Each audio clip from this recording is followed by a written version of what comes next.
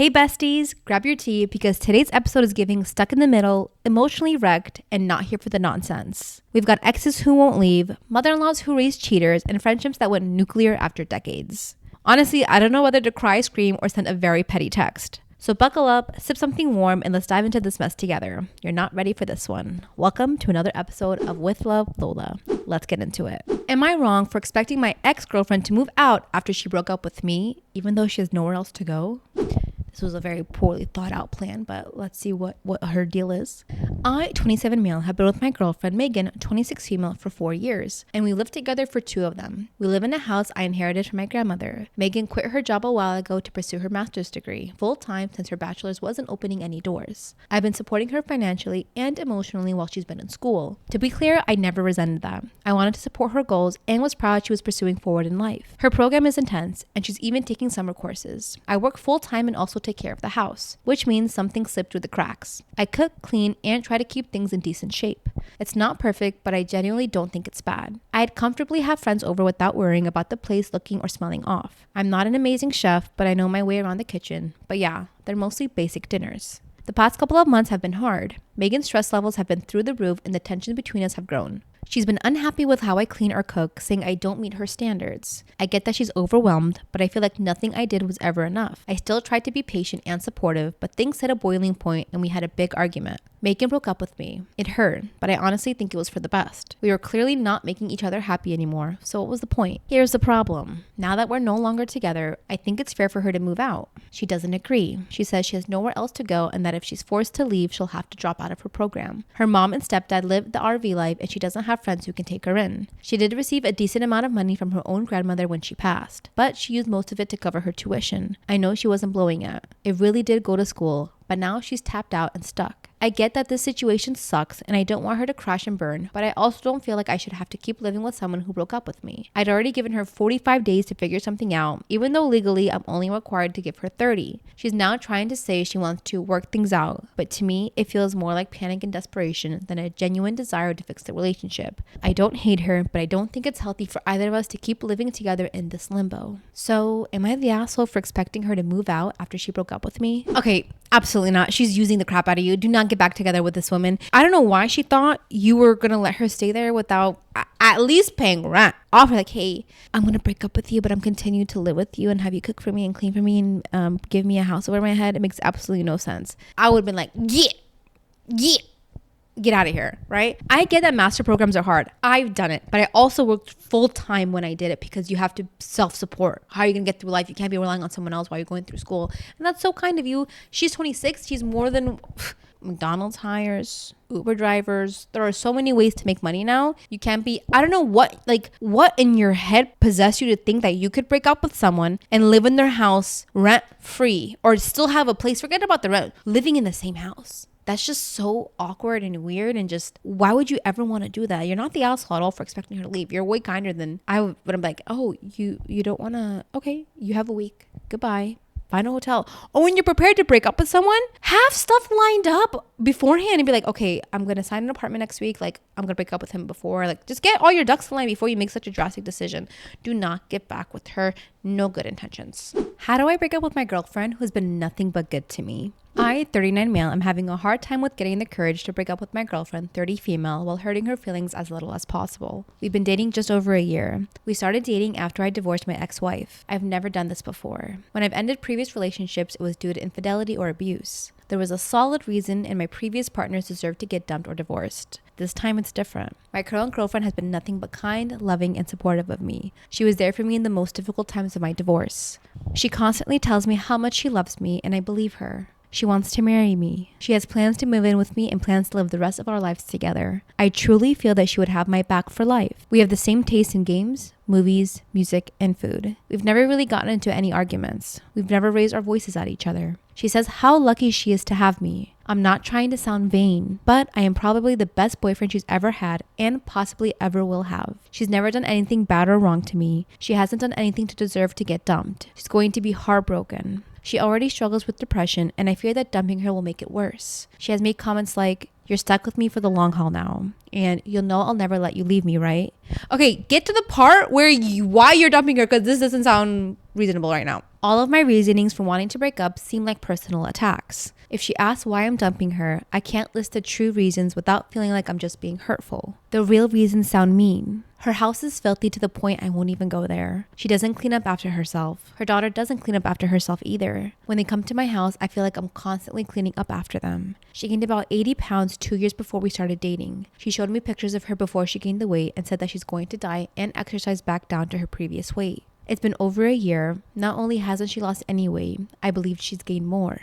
She's incredibly lazy, which could be due to her untreated depression. Also, poor personal hygiene. She asks me to help all the time with simple tasks that she should be able to do herself, such as making phone calls. She's willingly poor. She has had opportunities to get a better paying job at the company I work for that would quadruple her income, but she refuses to apply because she loses her Medicaid coverage and other public assistance. She actually said that she's going to live off the system as long as possible because she never has money. I end up paying for her and her daughter anytime we do activities. As it is right now, we live 30 miles apart. I will not let her move in with me because of her cleaning issues. We only see each other like 2 days a week, and I'm usually cleaning up after her or paying for her to do activities with me. I mean, that's kind of how dating works, right? Just paying. I'm just kidding. No, I don't want to talk about.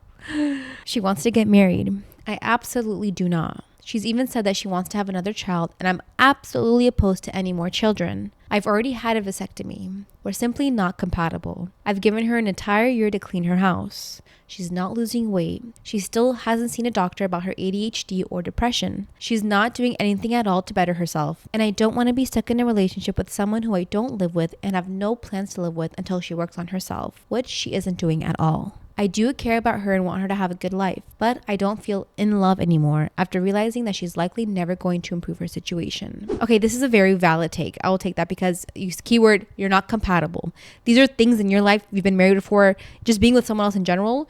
You want a clean person. You can't stand someone who's dirty. She's obviously unmotivated. She's not taking care of herself. Those are all acceptable reasons to break up. You made it sound like you guys were like this perfect couple. You're just not compatible. I think it's different too if you had the conversation before with her and saying, hey, like this is, I'm curious, like for you guys, right? If you know you're like a clean freak and the person you like isn't, is that something you have to accept, or do you have to tell the other person like, hey, this really bothers me, like inherently, like in my soul, I need you to be clean for us to want to get married or have a future together? But if like it's just like their, I don't like even saying it, but if it's like their personality to be dirty, do you just take that as is? I've always wondered that, because I think cleanliness is one of those things where, to a certain extent, right? Some people are clean freaks, but like I'm not a clean freak. I have like organized mess in my room, like organized chaos, like stuff's everywhere, but I know where it is. But once in a while, like I'll deep clean my room. I wouldn't say I'm dirty. I'm just messy, right? I think I'm clean. But if some people, like, if they're like too much where it's like one thing out of place and they like freak out, then I wouldn't be compatible. But I think you have to find some sort of middle ground here, which I think you've already come to a realization that you're not going to be doing that. So incompatibility isn't cruelty, right? I'd rather you let her go now than let her keep dreaming or thinking that you guys have a future together. The longer you wait, the more it's going to hurt. I'm just kind of scared a little bit of her reaction to it, but he doesn't have any updates for us. So that's it. Am I wrong for telling my soon-to-be ex-mother-in-law that she's the one who taught her son he could cheat and think he'd get away with it? About 3 weeks ago, I found out that my husband has been cheating on me. The day that I found out, I packed bags for me and the kids and left. I did not confront him about the cheating. I just let him know that our marriage was over and that I hoped to work with him on an amicable divorce and custody arrangements. Of course, he did all the cliche begging, crying, swearing he would change, it was a mistake and it meant nothing, blah, blah, blah. I just said, that's nice. Well, let me know where to send the divorce papers. He was shocked. He told me before this his dad cheated on his mom, but she was able to forgive him. He must have expected me to do the same. Since then, I've only communicated with him about the girls. He is running in circles trying to get me to react to anything else he says. I give him nothing. He has begged me to just talk to him. I said that there is nothing to talk about. My mother-in-law confronted me outside the gymnastics gym. I was going to hand the girls off to her so they could spend time with their dad. My mother-in-law told me that she was disappointed in the way that I'm handling all of this, that she expected more maturity from me, and she hopes that it doesn't impact the girls negatively long term. I let her say what she wanted. She is allowed her opinion, but she looked at me, waiting for a response of some kind. So I asked her, why are you directing your anger at me when your son is the one who ended this marriage? That's a bar. Good for you. She said that I'm the one who chose to end the marriage, not him. That he was willing to work on it and go above and beyond to prove that it was a mistake and all of that nonsense. And how it was most shocking how cold I've become. That I won't even talk to him.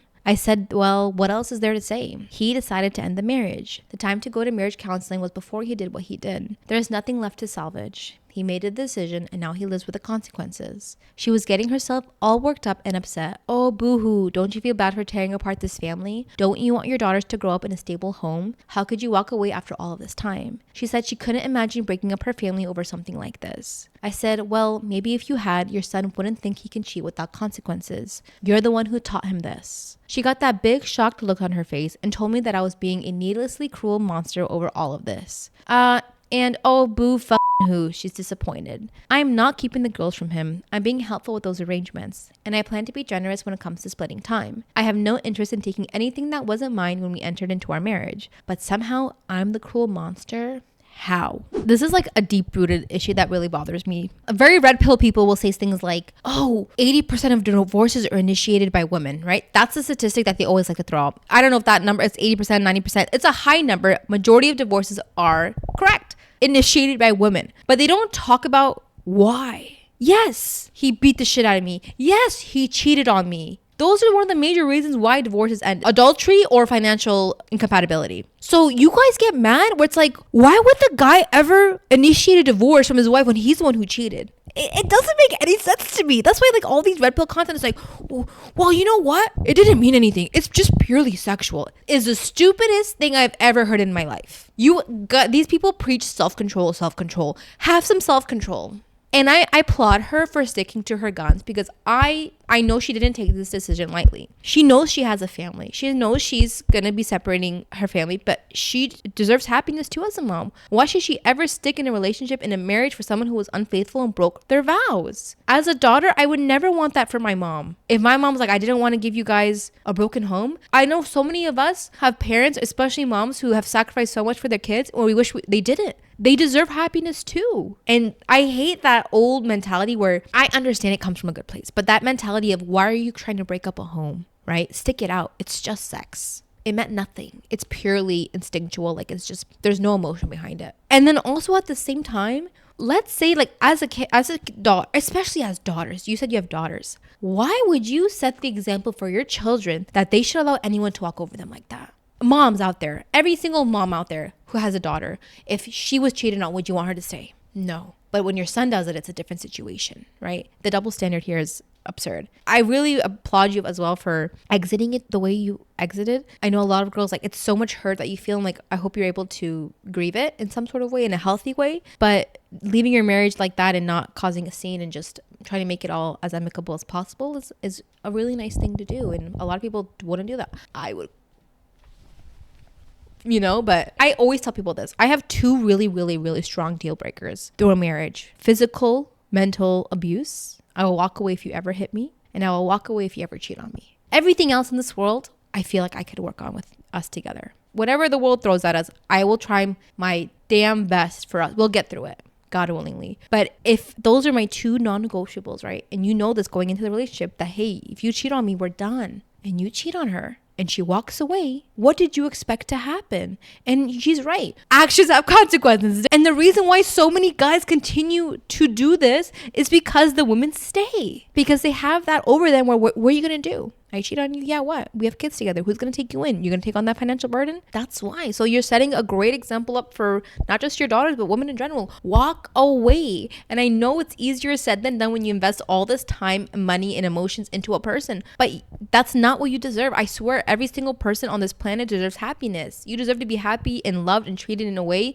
that you can't even imagine. And being cheated on is not ever, ever, ever sufficient enough for anyone. Like, don't stay, guys. My sister-in-law suddenly expects me to act like her kid's aunt, and I refused. My brother is trying to fix our relationship, but I am not interested. Am I wrong? I, 29 female, have two older brothers, and this is going to be related to James, 34 male. Sometime around 3 years ago, James met his now wife, Aria, 33 female, and they got married the following year. Aria also has 2 kids from her previous marriage, but I'll come back to it later. Ever since they started dating, Aria has been very clear about her boundaries when it comes to our family. She claimed her previous marriage was a disaster because her ex-husband was a mommy's boy. Her ex-mother-in-law was very involved in their lives, and she refused to have the same happen with James. James, I assume, being in love with her and wanting to start a family, basically agreed with everything, so the result was getting him isolated from our family. My parents were never crazy. My mom was never an evil type of mother-in-law, and this can be confirmed by my other brother's wife, who has an amazing relationship with my mom. To be honest, we would have expected more from James, at least to defend us a little in front of his wife, or try to keep a closer relationship with us. But he didn't, so we spoke to him once, voiced our concerns about her being a controlling nightmare, and that was it. We left him to do whatever he wanted. Ever since Arya joined our family, our relationship with them is disgustingly sterile and fake. We only see them for certain events like Christmas, Easter, and birthdays, and everything that comes from them is so formal, I guess. I don't know how to explain it, but they never share anything with us. The only thing they talk to us is small talk, like, how are you? How have you been? Blah, blah, blah. That's it. A recent example that comes to mind is that my brother got a big promotion and somehow it slipped during a dinner we had. They never mentioned him getting that promotion. It was something like, yeah, now my new role, my schedule changed a little bit. I tried to make a joke and told him, wow, good job keeping it a secret, bro. And Arya told me it was not a secret, but they are a private family and don't feel like disclosing financial information. Like, what the f***? No one asked about finances or money. Arya's sister recently passed away, and now she suddenly expressed that my sister-in-law and I should be more involved as her kids' aunts. I told her I'm sorry for her loss, but I'm only an aunt to my other brother's kids, not hers. She told me this is wrong because we are a family, and I mentioned that I personally don't consider her or her kids my family. She is my brother's wife, her kids are my brother's stepkids, and that's it. And honestly, I barely consider James my family anymore, since we are now only related by blood and nothing else. I'm not going to take over a role that I don't want for people who I barely know. Apparently, my words affected James, who asked me if I mean what I said. I told him, yes, I mean it. He asked me what he can do to make it better, and I told him, I don't know. How do you fix 3 years of treating your siblings and parents like shit because of some strangers that entered your life in your 30s? He claims he's willing to try for us to go back to how things were, but I told him I'm not interested. He can continue playing happy family with his wife and her kids. He doesn't need me for it because I am not a clown to entertain his wife's kids when she feels like it. I blame both of them equally, but no, I don't blame both of them equally. I have to blame your brother because at the end of the day, that's your bloodline.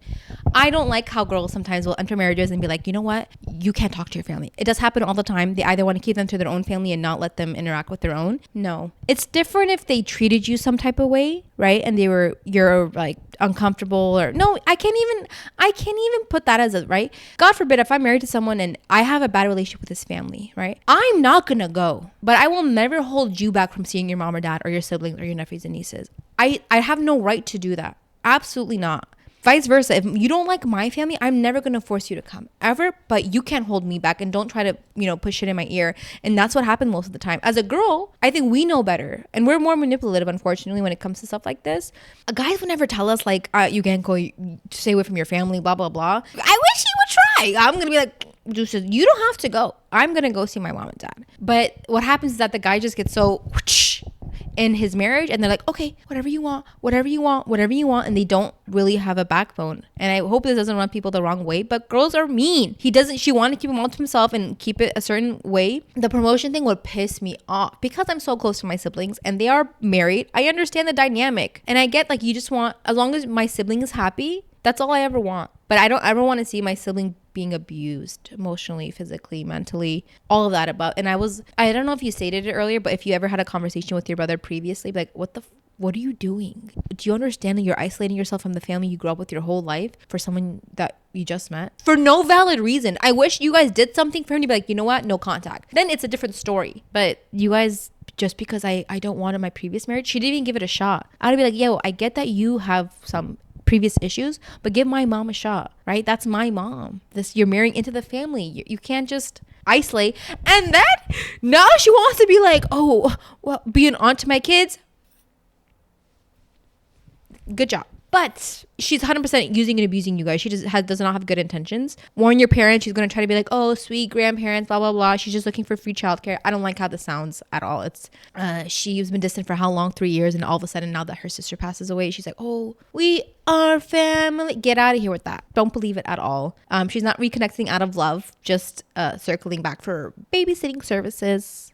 My childhood best friend of 30 plus years just blew up my family. And I'm grieving the loss of everything. My entire world has been flipped upside down less than a week ago, and it's still incredibly raw. I'm almost 8 months sober, and honestly, this whole mess has been the toughest test of my life. I just need to get this whole crazy story out. Brenda, 35, was my first friend ever, like family, for over 30 years. She was basically an adopted daughter to my parents. My dad, 61, loves music, and Brenda's a great singer, so they always had this strong musical connection. I valued that. But over the years, I started feeling uncomfortable with how close they seemed. No, please tell me this is not another dad and best friend story. I just did one of these. I can't handle another one this soon. But over the years, I started feeling uncomfortable with how close they seemed. I remember telling Brenda way before this trip that I felt jealous. Not because I thought anything romantic was going on, but because I felt like I was being replaced as a daughter. I realized then that my own relationship with my parents wasn't as close as I wanted, and I understood it was my job to fix that. So I never asked Brenda to back off. I figured it would be selfish, especially since her own parents weren't great, and she always said how much she appreciated my folks as figures in her life. I was really clear about that with her. It wasn't until I went to Ontario recently that things clicked. That's when I first told her that their joking back and forth looked and felt like flirting to me, and it made me really uncomfortable. Before that, I honestly never suspected anything romantic because I thought of her like a sister, and my dad as her father figure. Oh my god, guys, it's going in the direction I don't want it to go in. No. No. Look at the sentence. But oh, how wrong I was. During that trip, Brenda dropped bombshells. She told me she'd been in love with my dad for over 4 years. For 4 years, my best friend was secretly wanting my father, my mother's husband, and denying everything to me. She told me that my dad made her feel good, even better than me. What? No, stop. She said that if he wasn't my dad, they'd be riding off into the sunset together. When I tried to tell her how much this hurt, she just hit me with the emotional blackmail. Your parents are my only friends. I have no one else. Music is my only outlet. What am I supposed to do? She basically made me feel guilty for existing, for even thinking about asking her to keep her distance from my own dad. Then, less than a week ago, it all exploded. My mom saw Brenda rubbing my dad's foot. My mom, who has her own deep-seated trauma and addiction issues, finally realized what was happening. My dad called me shortly after and told me he had left her. I was furious. I called Brenda, and I'll admit I was yelling. It only lasted about 30 seconds. She just denied everything, saying nothing happened, and I never touched him. Shortly after, Brenda's husband, Randall, reached out to me. She's married? Oh, I didn't think the story could get worse. He's also devastated. He told me that Brenda herself admitted to him that she and my dad are in love. And that's not all. She also told him that I am crazy and that I am in love with my father incestually. What is going on? It's deplorable, disgusting, and I can't believe she would say something so vile about me, even to her own husband. Randall just told me what she said. He wasn't trying to cause trouble. I immediately called my dad to tell him about Brenda's disgusting accusation. He basically just said, that's horrible she would say something like that, but then dismissed Randall, saying he was probably just trying to say horrible things and shit about her. He didn't stand up for me at all. I then reiterated to my dad that if he chooses to be with Brenda, then I cannot be in his life. I told him he would be losing me, my sister, his grandkids, and other family and friends. He just said he needed to disappear for a few days and wouldn't tell me where he was going or confirm that Brenda wouldn't be there. I am absolutely devastated. I found out this morning that he's still been seeing her and was at her mom's house with her last night. I understand that my parents' marriage was deeply troubled and likely going to end anyway. My mom's lifelong struggles with trauma, her isolating habits, and her addictions created many issues. My dad, being an outgoing person, often felt lonely. I see both their parts and why their marriage ended. But this does not make Brenda innocent. She knew their vulnerabilities. She knew I was her best friend, like a sister.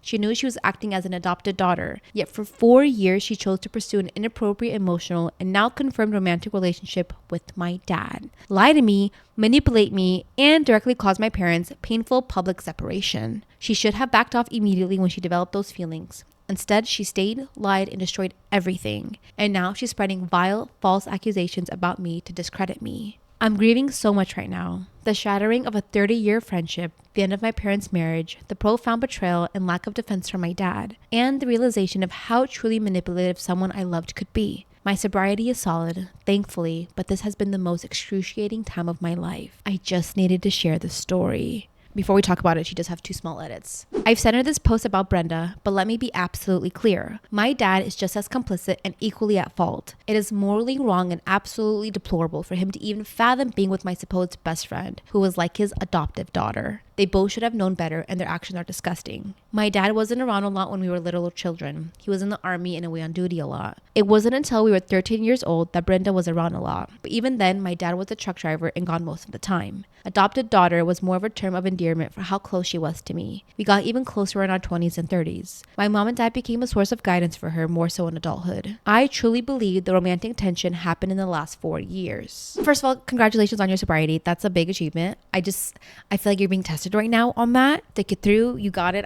I can't even, guys. What do you do? I would beat someone up. Not the right answer, but that's what my answer is. I would have to beat someone up because I would just be so mad. I want to beat my dad up. I would beat my best friend up, and I would be like, what is wrong with you?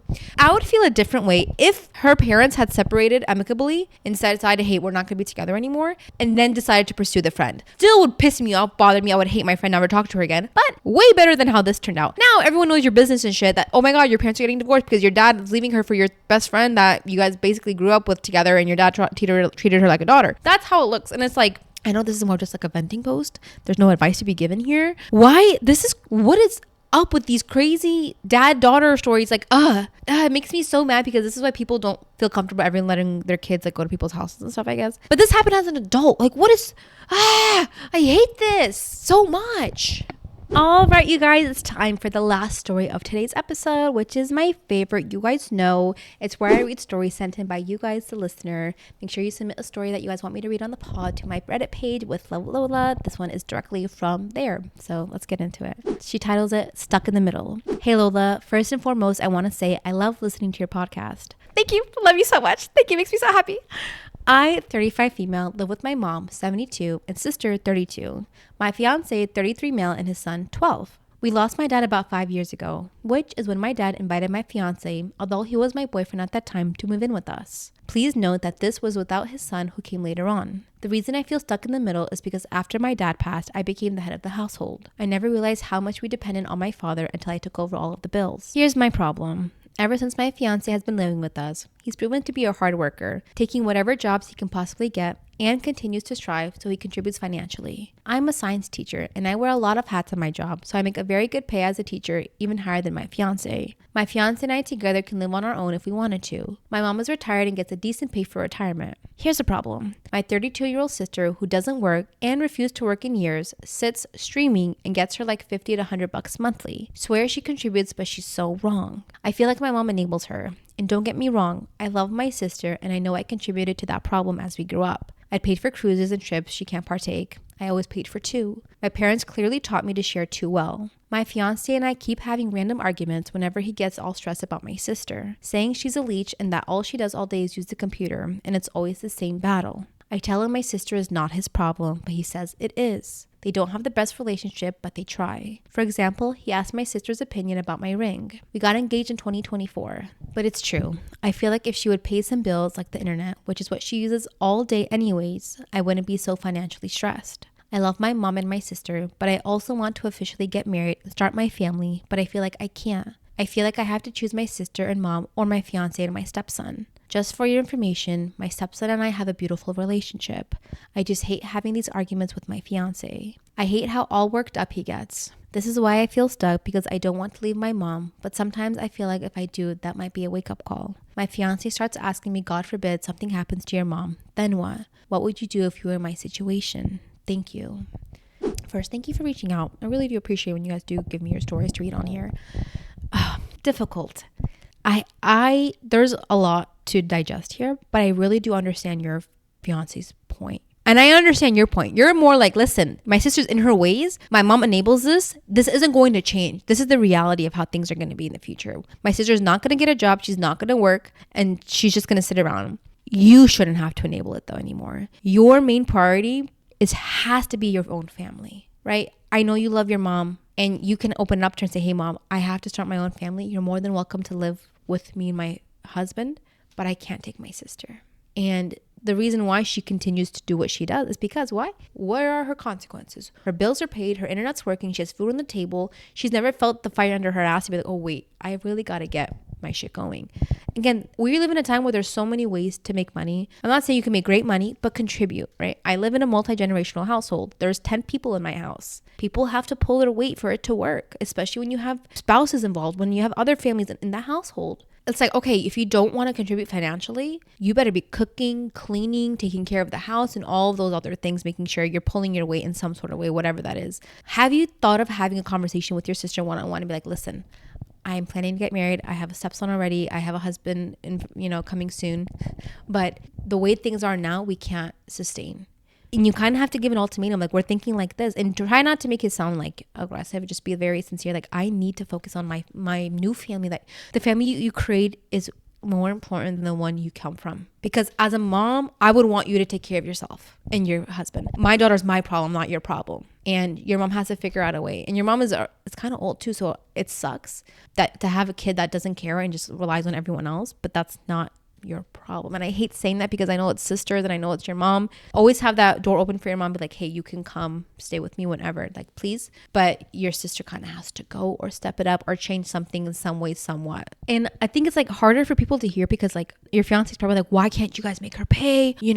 She needs to change, all of that. But when you grow up with a sibling like that and you know how your parents are, your mom's like, they're not going to change. This is like how they are. It's really frustrating to be around. I understand that. Like, you want that person to strive to become better. Be like, hey, become like a working class citizen, like contribute to society some way. You streaming, fine, stream, but like do something else on the side too. If you have a good relationship with her, which I think you guys do, having that open-hearted conversation to be like, hey, we got to find some sort of middle ground of what's going to work. And if she doesn't, then you got to, I don't know if you had the house in your name when your dad passed, but you got to put it on your mom. And you'd be like, I got to focus on my husband and my kids in the future. And that's all the chaos I have for you today, my loves. If you're still here, you're real for that. Let me know what you would have done in these stories because some of these, you're stronger than me. Don't forget to follow, rate the pod, and send in your own messy dilemmas. I just might read yours next. Until next time, stay kind, stay curious, and stay out of the drama that isn't yours. With always, love, Lola. Bye.